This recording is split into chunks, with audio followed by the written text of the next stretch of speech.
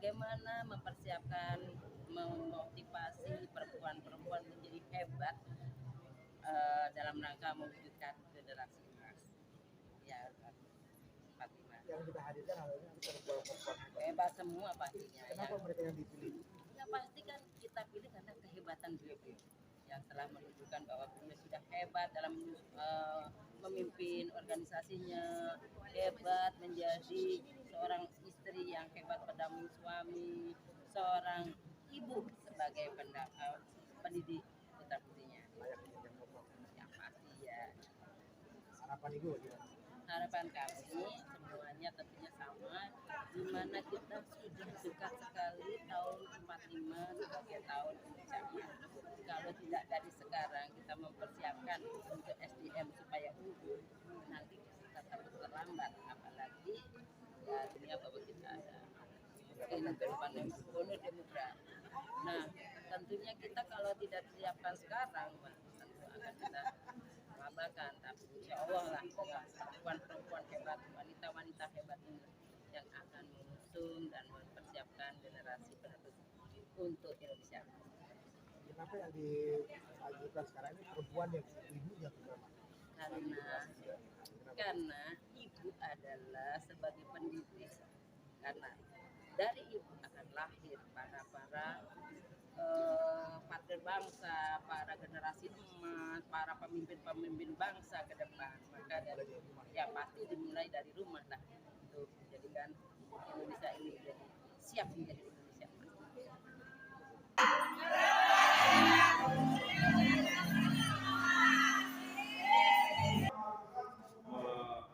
Mewujudkan generasi emas karena wanita adalah orang yang melahirkan manusia di dunia.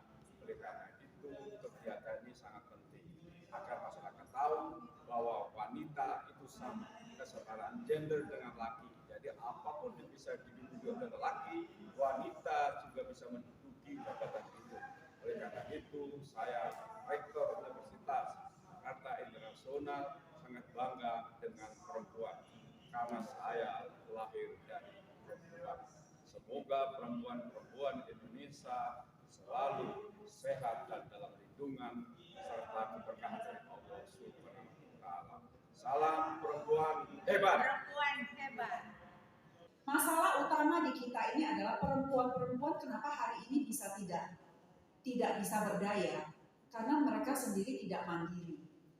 Jadi berjalan waktu seperti itu, akhirnya pada hari ini saya berdiri di sini bisa men-sharekan pengalaman karena saya ada bersama dengan Ibu Menteri saya, Ibu Arifatur, dan dengan saya kita bersama-sama berjuang ditaruh lagi di perempuan dan perlindungan anak. Hari pertama kita bekerja, semua masalah datang. Yang ada pelaporan KDRT lah, pelaporan seksual yang tidak ini, ada anak diperkosa, ada mayat ditemukan. Semua hal ini membuat kami berpikir, ya kita datengin, kita memberikan hati kita bisa membantu. Tapi ujung-ujung kita memang berpikir, akar permasalahan kita adalah perempuan itu mempunyai beban yang sangat berat, tapi mereka tidak berdaya dan tidak mandiri. Dengan tidak berdaya dan tidak mandiri, mereka tidak berani speak up. Mereka tidak berani defend for themselves. Karena mereka itu masih bergantung. Nah, yang paling penting adalah sebenarnya di dalam semua ini, bagaimana kita bersama-sama menumbuhkan sebuah gerakan untuk kita bisa membantu dari ekonomi dulu.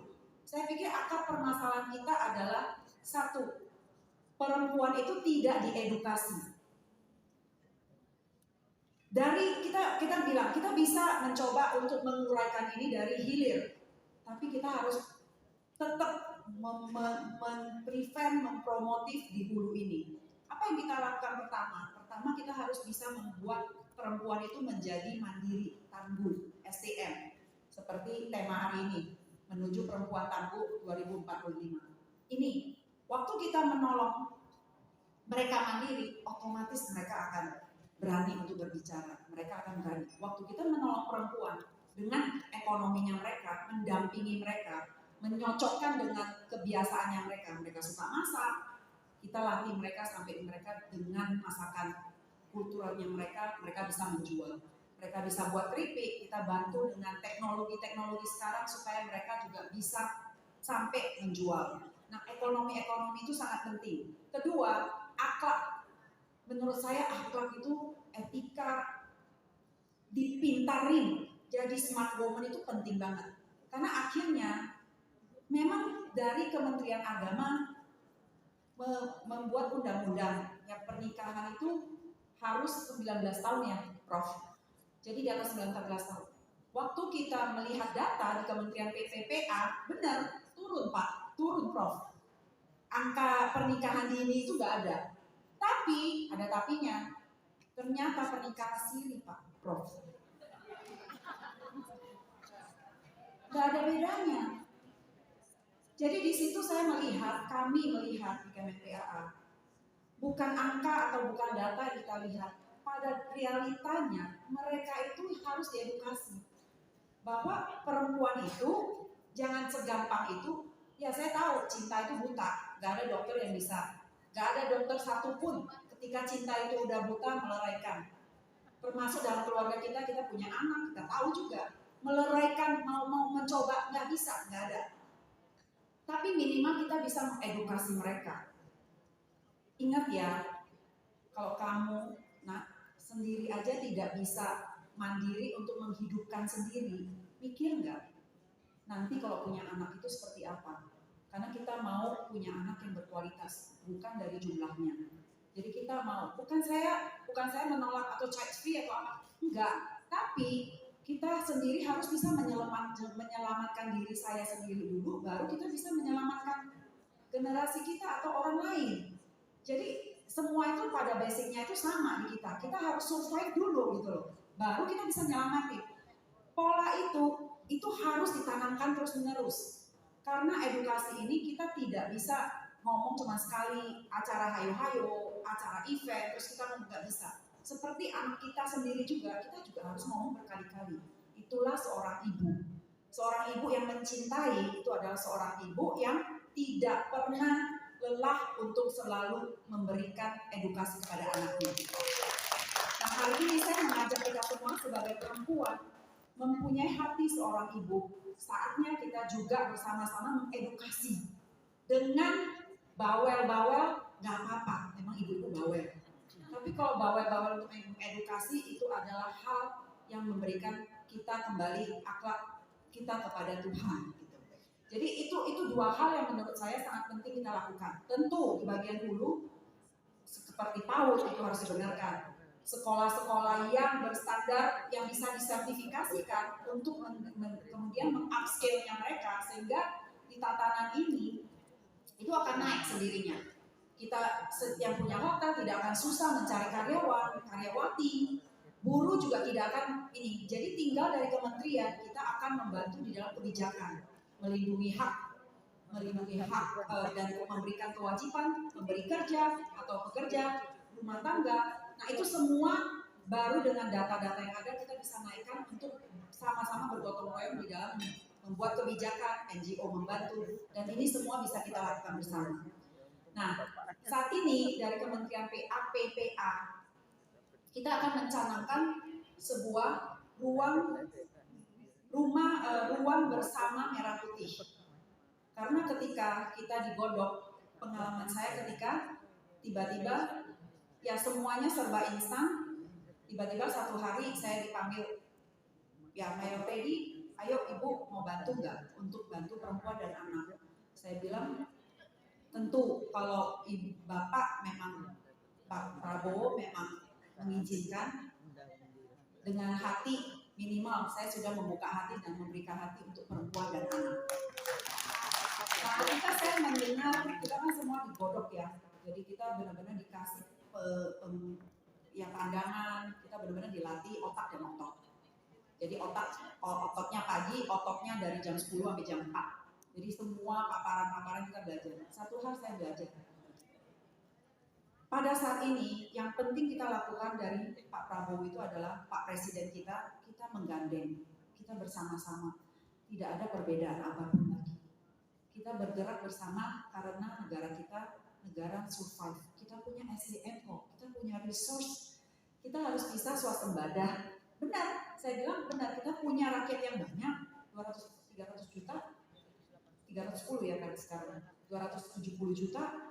Kita punya SDM, kita punya tanah agro. Kita nggak seperti negara lain. Kita nanam apa di rumah, mancing ikan aja dapat, karena kita negara agraria, kita negara pulau, semua ada.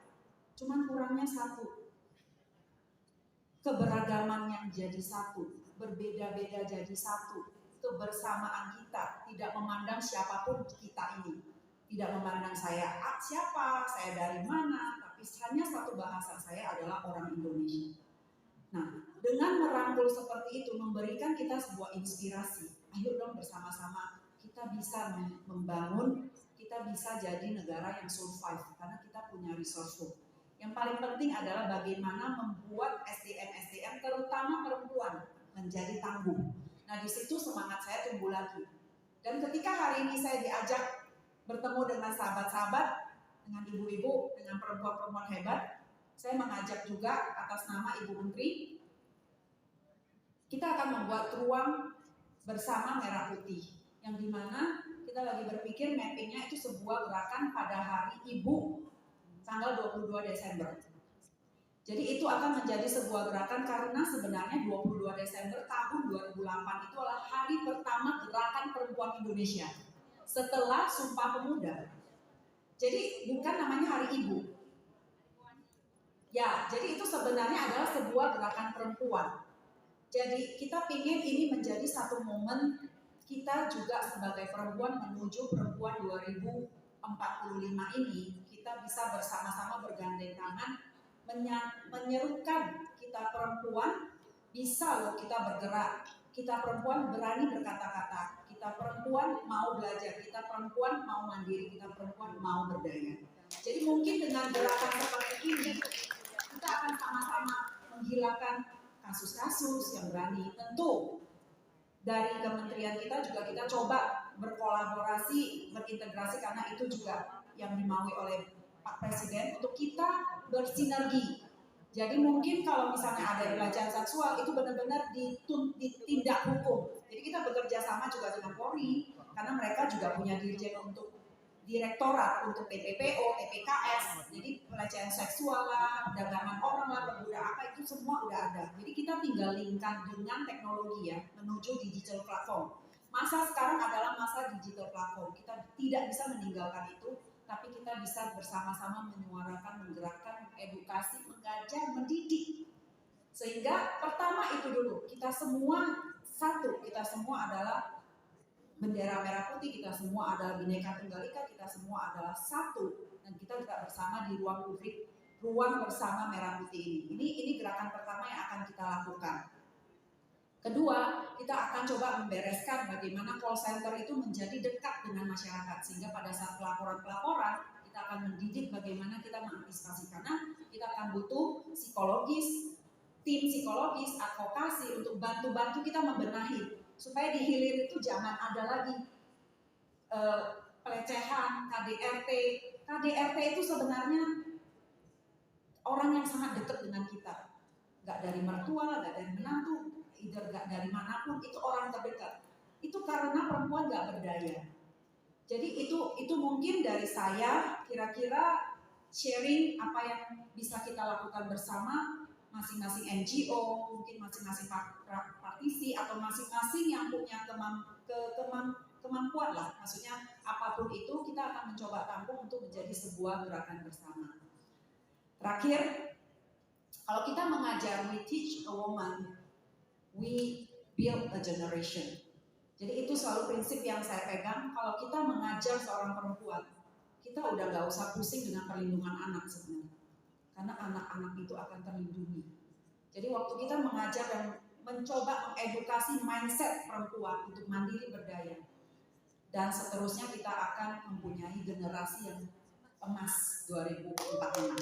Terima kasih sekali lagi untuk Bu Tata, untuk waktunya semua. Semoga ini menjadi momen bukan sama-sama siapa saya di posisi apa, enggak. Sebenarnya dari sejak lama kita berusaha, birokrasi harus, tapi bagaimana gerakan kita bersama-sama. Ayo, ada platform dari pemerintah, ayo dong NGO, ayo dong masyarakat, ayo dong perempuan Indonesia, kita bekerja bersama-sama untuk membangun Indonesia yang lebih baik. Terima kasih.